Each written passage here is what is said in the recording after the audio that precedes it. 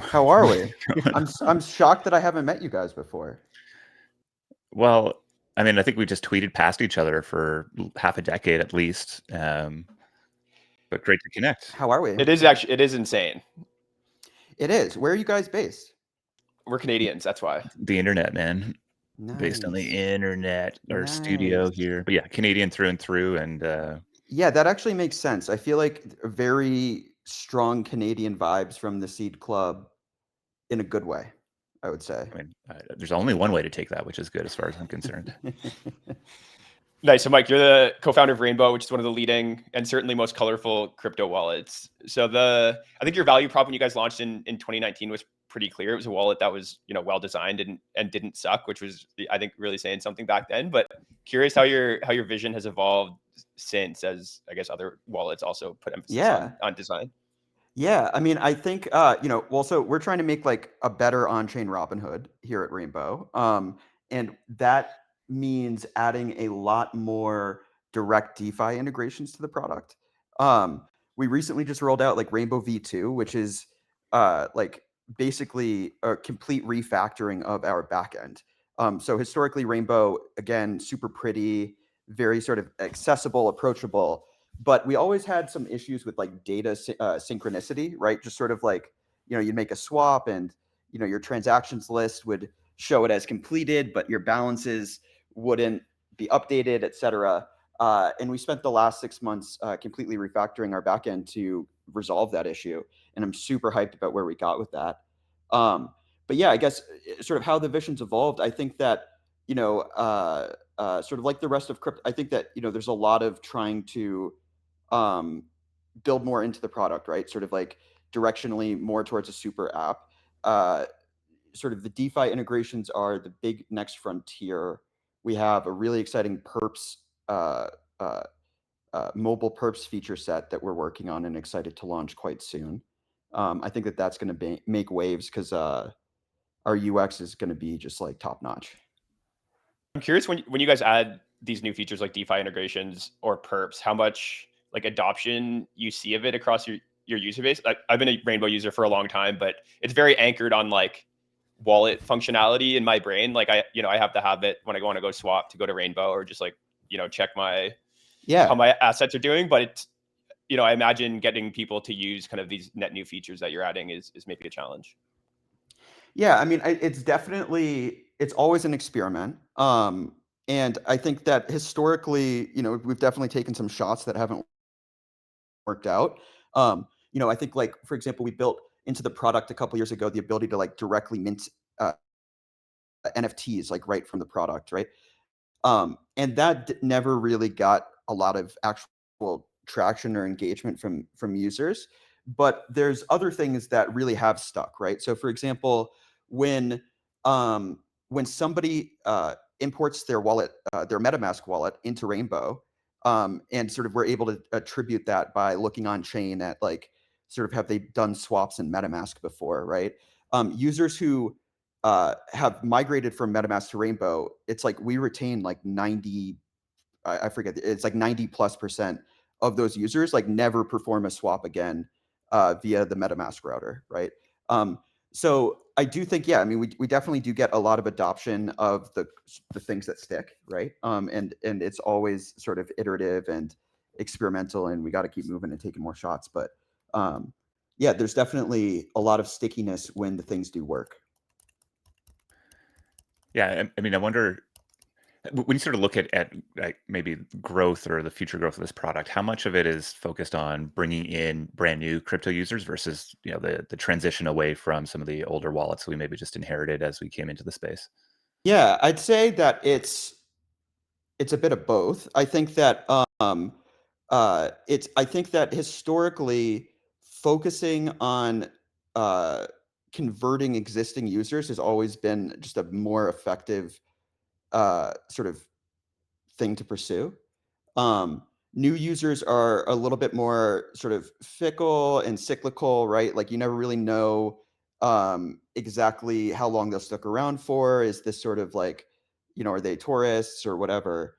But we definitely care a lot about making the products very approachable to newcomers, right? I think that one of the core theses like driving our whole sort of product design thesis from the beginning was this idea that sort of everyone who comes into crypto has a shepherd, right? Someone who they in their life who they at least think knows more about crypto than they do.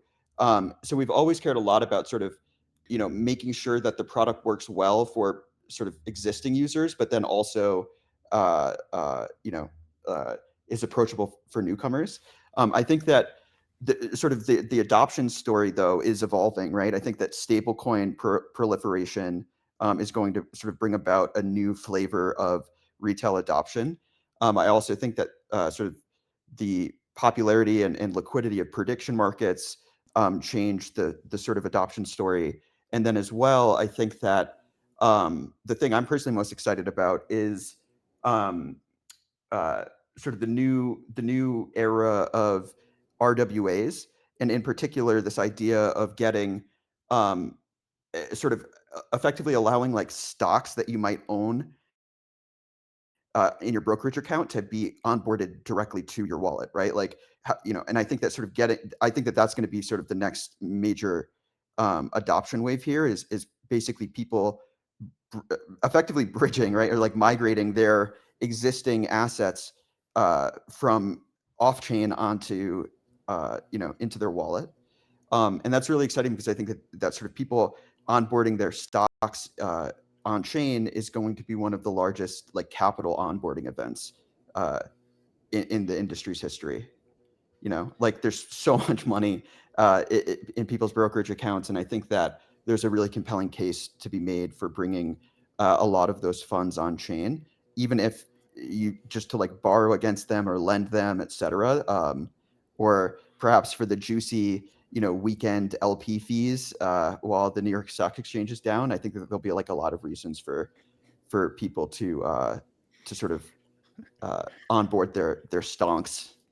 Josh is excited about being able to You're speaking my language now, man. Yeah, LP his Oh, NVIDIA stock. let's go. let's go. Yeah, wonder if you can talk about your, I guess, brand and marketing strategy a bit. I think you guys have done a bunch of things pretty differently than most other wallets. Like you have your new collectible icons or icon Yeah, marketplace, which is really cool. Obviously, you have a bunch of yeah. kind of social features and really lean into just like the funness, I think, in a way that many others don't. Yeah, I mean, fundamentally, right? Like we find crypto just super fun, right? And all this stuff is very fun and creative, and we think leaning into that is cool. We also think that sort of playing with things is the best way to learn, right? So we try to make Rainbow and the brand playful and sort of like sparking that playful curiosity. Yeah, happy that you saw the app icon site that we launched. Everyone out there, you can check it out. It's appiconmarketcap.com or rainbow.me/icons. It brings you to the same place. But yeah, I'd say historically we've taken a frankly just like a pretty like raw, I guess, approach to um, like the brand voice and like marketing. We recently brought on Jan as our creative director. He's his handle on Twitter is like Botfrula, and on Farcaster it's Jan Frula. And working with him has been amazing. He's been injecting his sort of creative, sort of illustration aesthetic like into the Rainbow brand, and really effectively kind of like sort of merging like product centric marketing with more cultural sort of just meme centric marketing, and it's been really fun to work with him. Yeah, let me think. I guess otherwise though, right, it's just like trying to like lean into the actual stuff that people are having fun with, right? And sort of uh playing with memes. I think another angle is just trying to always kind of have fun, but also be like wholesome and not too particularly edgy. Has that been a learning journey for you? Uh, I don't know. I mean, I sort of think that, I mean, I frankly, as my roles evolved at the company, like I'm sort of on Twitter a bit less. And I think we probably used to be edgier back when maybe I was like manning the Twitter account more directly. But I don't know. I think it's been good. Yeah. So I know you guys have a pretty big emphasis on being truly open source. And I think you've compared that to, say, Phantom or Coinbase that are more close source products. I guess in this next wave of adoption, I think traditionally, at least as we've watched the internet grow, people have been very happy to make trade-offs for centralized, safe feeling, products over like the maybe more ideological open source products, especially at the application layer. So I'm curious about that strategy and why it's so core to, I guess, how you approach building this wallet. Yeah, I mean, listen, I agree with that statement, right? Like, I don't think that your average person that you meet on the street is going to care that Rainbow is open source or that they'll pick Rainbow over another product because it's open source. I do think, though, that it matters to at least some percentage of that shepherd class, right? So it's like the people who are recommending products, the people who sort of have been around in the space, and people sort of seek recommendations from, et cetera. Those people tend to care, at least to a degree, about something being open source or not. Really, though, uh, uh, I don't know. I think part of it's just like ideological consistency. I think that like to me, it's just like weird, frankly, that these other products aren't open source, primarily because it's really not risky. Like I view it as almost only upside, and it's just like a weird, like, what do you get? Why not? Like, I don't know. Like, why are you guys being weird? Like, why is it closed source? Like, what? Or are you actually afraid that someone's gonna fork your thing? Like, I don't know. Like, we've been open source. People have forked Rainbow. It doesn't worry us. Like, none of the forks have ever really gone anywhere. Um, and yeah, being open source has been just really helpful as well from a like recruiting perspective, and team building perspective, because the best people out there want their work. It's like contributing to an open source repo is effectively just like building your resume in public, right? So that's been an effective like attractor for talent. I've seen you talk about creator coins a bit. I'm curious how you're thinking about those within the context of Rainbow, and if there are any kind of native integrations into the wallet that you're thinking I'm about. curious. Do you have any cool ideas there? I'm curious, actually. I Do you mean, have feature I was requests? not really. When I was thinking about the question, I was sitting here trying to imagine what that could look like. So maybe I will. I'll send some your way, but nothing off the top of my Yeah, head. creator coins are quite cool. Quite inspired by a lot of the stuff Zora has been cooking up lately. Um, yeah, I guess as of right now, you can trade creator coins in Rainbow like any other token, um, which I think is actually, if I remember correctly, somewhat unique. Like, a lot of products don't correctly allow you to swap for creator coins because of the V4 hooks, but Rainbow does. Um, Beyond that, though, we are interested in surfacing more of the metadata related to tokens and the tokens like origin within the Rainbow app. Currently, today, we don't do that. We don't show that metadata, but that's definitely something that we're working on.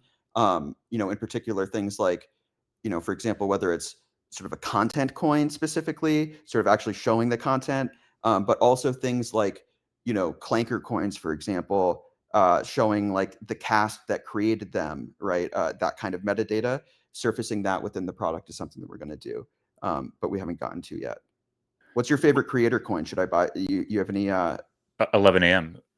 Oh, okay. product. 11 a.m. I mean, it's just the Nice. most obvious buy Wait, out wait, there on wait. the Are we internet right now. live? Like, or Oh is yeah, we're everyone live. going to front run me? Gosh, dang Well, it. I don't. It's You been know, out for Audience it's is been gonna. out for a while. It's it's been been out up for a a while. while. Yeah, we got Okay. some depth there, I think. I'm curious in your take on this trend of all wallets becoming social. I mean, I guess all social becoming wallets. Like, have you guys explored that path at all, or what's your take Yeah. on? Yeah, I mean, I definitely think that there's a lot of interesting stuff there. In particular, with Farcaster having sort of each Farcaster account being associated with an Ethereum wallet by default is a really powerful thing, particularly on the data side, and being able to use those insights to drive things like recommendations or other kinds of like algorithms. As far as like, should we don't have any plans or intentions of sort of making Rainbow into a like pure social app by any means. We definitely envision sort of more sharing type features and functionality within the app. But yeah, I don't think that I don't yeah I don't we don't try we're not trying to sort of become like a social app in I that think in that that's a regard. good call. I think I'm not Yeah, I super mean, bullish on there's a my. lot of work to be done to make a good wallet good, right? And a wallet, right, is more than just swaps and sends. It should be things as well, like allowing, like even in Rainbow today, we show you have money in some DeFi pool, but Rainbow today doesn't even let you withdraw it, right? Like that's kind of the sort of DeFi integrations that we're working on next is like just like allowing you to actually like deposit, withdraw, like sort of swap from one sort of yield bearing vault to another, like super seamlessly, right? All of that stuff should be native to a wallet, and I do think that um, that depth is something that I think requires I think explicit focus. Yeah, Mike, maybe last question before we let you go. So you guys have had a points program for a long time now, and I'm wondering if you have any comment on what's next Yeah, there. phase 3 is uh is upon us. Yeah, we'll have a lot of news soon. The points program is about to wrap up, and we have some exciting plans for the future. But yeah, I mean the program's been going well. ETH rewards get distributed every week on Tuesday. We've had a lot of sort of big rewards distributed recently. A lot of people like who you know a lot of Zora volume, obviously over the last few weeks, and that's been earning people a lot of Rainbow ETH rewards. Um, but yeah, so farm those points while you can. Well, Mike, we'll leave it there, man. Thanks for hopping on with us this morning, and great to finally meet you. I'm sure we'll hang out again soon. Um, Guys, Josh is a thanks for big having points me. guy. Josh, you claim your points. You're on the points leaderboard at some Yeah, point. yeah, I'm up there. I got a new phone and haven't properly imported my wallet, so I'm falling down a bit. What am I? Where am I? I'm top 500 on the Let's leaderboard. Great. go. Let's go. We'd Solid. love to see that. Putting in the work. Thank you, Josh. Let's Yeah. All right, go. all right, Mike. Best of luck as you guys. Wow. Guys, thanks for having me, for real. Cheers, brother. Peace.